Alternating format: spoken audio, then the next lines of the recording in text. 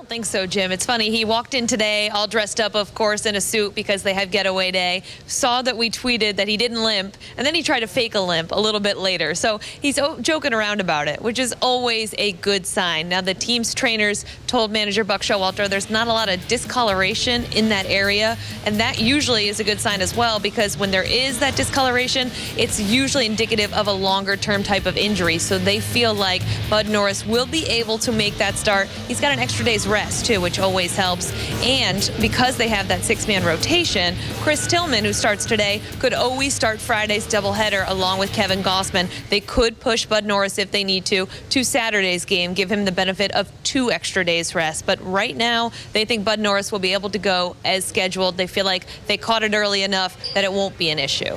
All right, Britt, Steve Pearce is a role player on this team, or I thought he was a role player. He's making his 5th consecutive start today. Has he earned his way so we should start considering him or referring to him as one of the Orioles' everyday players?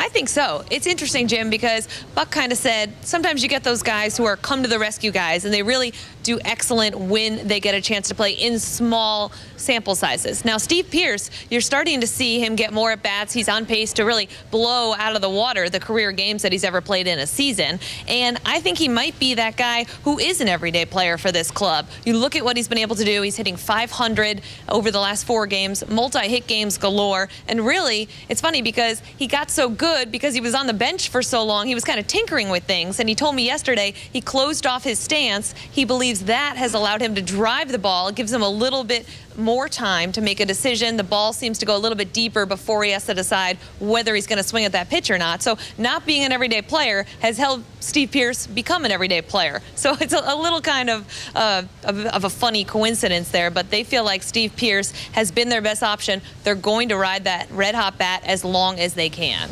All right, Dylan Bundy pitched at Aberdeen last night, so right there in Harford County. I'm sure a lot of the brass was there to watch. He pitched very well. Now, what is the organization's opinion of how he's rehabbing from the Tommy John surgery, and what's next for Dylan Bundy? Well, he's not even at the 1-year mark, which I think is probably the most encouraging thing. There's a couple days before he hits that 1-year anniversary. He's had a lot of command, Jim, and velocity obviously is important. People look for that, but he only walked 1 guy now combined in those first 2 starts. That's important. He's been able to put the ball where he wants it to go. He'll make at least 1 more start down there, then they'll reevaluate. They're trying to not get too far ahead of the schedule for Dylan Bundy. They don't want people to think this is the day he goes to Double-A Bowie, and if he doesn't make it, that it's a setback. But I think if he continues to pitch as well as he's pitched through those first 2 games, that he probably will only make 1 more start for Aberdeen, maybe go to High A before he goes to Bowie. But the interesting thing is they have the schedule all mapped out, and Buck said today that there's a bunch of question marks after that, and those question marks mean it's not up to a health standpoint. It's not how does Dylan look, how does he feel, it's can he help this club. So they are convinced that he's going to be able to help this team if he stays on this track before the season is over. So it's all been good news with Dylan Bundy. You mentioned that there was a lot of brass there. Dan Duquette was also in attendance, so a lot of people there for the Aberdeen home game. It was certainly a big atmosphere, and Dylan Bundy delivered.